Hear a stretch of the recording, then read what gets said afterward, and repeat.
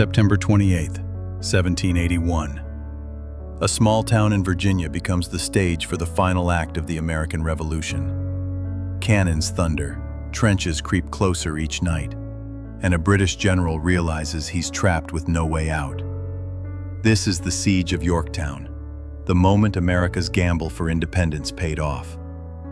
But to understand how the war ended here, we need to rewind and see how years of blood, betrayal, and bold strategy all converged on this single battlefield. By 1781, the Revolutionary War had dragged on for 6 years. The United States had declared independence in 1776, but survival was anything but certain. Washington's Continental Army had fought bravely, but it was constantly underfed, underpaid, and on the edge of collapse. The British strategy had shifted south, hoping to rally Loyalist support in the Carolinas and Virginia. They won victories, but their campaign bled them dry. By spring of 1781, General Charles Cornwallis marched north into Virginia, hoping to cut off American supply lines and break the rebellion's back. Meanwhile, George Washington faced frustration. For years he had begged the French for more troops, more ships, more money. By 1781, those pleas finally paid off. General Rochambeau arrived with thousands of French soldiers, and Admiral de Grasse sailed toward America with a powerful French fleet. For the first time, Washington saw a chance not just to survive, but to win. Cornwallis dug in at Yorktown, a sleepy tobacco port on the York River.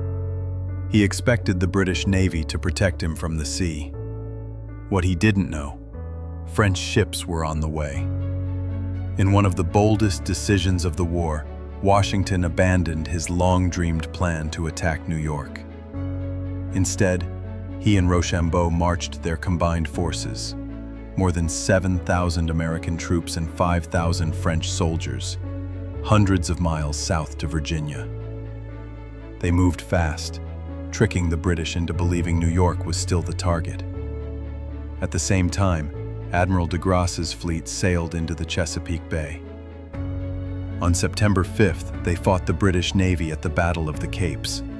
The result? A stunning French victory. The British fleet retreated to New York, leaving Cornwallis stranded. Yorktown, once a stronghold, was now a trap. On September 28th, Washington and Rochambeau's armies surrounded Yorktown. Nearly 17,000 Allied troops against just 8,000 British soldiers. Cornwallis realized he was cut off, but he still hoped for relief from New York. The siege began methodically. American and French soldiers dug trenches closer and closer to the British defenses. By October 9th, the first Allied batteries opened fire. The bombardment was relentless. Eyewitnesses recalled British guns being smashed to pieces, houses burned, and the sky lit up with explosions night after night.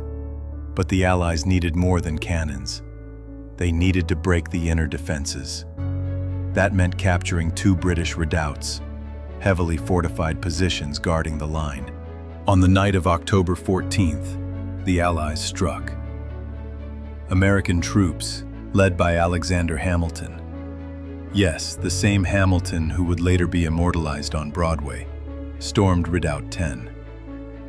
Bayonets only, no shots fired, to keep the element of surprise. Hamilton's men charged through the darkness, leapt into the trenches, and overwhelmed the defenders in minutes. At the same time, French troops assaulted Redoubt 9. Fighting was brutal, hand to hand, but by dawn both redoubts were in Allied hands. The British line was shattered. Cornwallis's position was now indefensible. 2 days later, Cornwallis tried one last desperate escape, ferrying men across the river at night. But a storm scattered his boats. With supplies dwindling and no hope of rescue, he had no choice. On October 19, 1781, Cornwallis surrendered.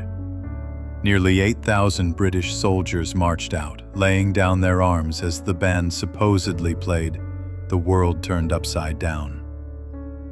Washington watched, solemn but triumphant. The revolution, once hanging by a thread, had ended in victory. Yorktown didn't instantly end the war. That would come with the Treaty of Paris 2 years later. But it broke Britain's will to fight. In London, shockwaves spread through Parliament. The war was too costly, too unpopular, and now seemingly unwinnable. For America, Yorktown meant more than independence. It proved that the young republic could defeat the world's strongest empire. It showed the power of alliances, with France's role impossible to ignore. And it gave Washington the legacy of a leader who had never given up, even in the darkest days. From that moment on, the United States was not just an idea, it was a nation. So here's the question. Was Yorktown truly America's greatest victory, or just the perfect storm of timing, allies, and luck? Drop your thoughts in the comments and subscribe for more untold history, one day at a time.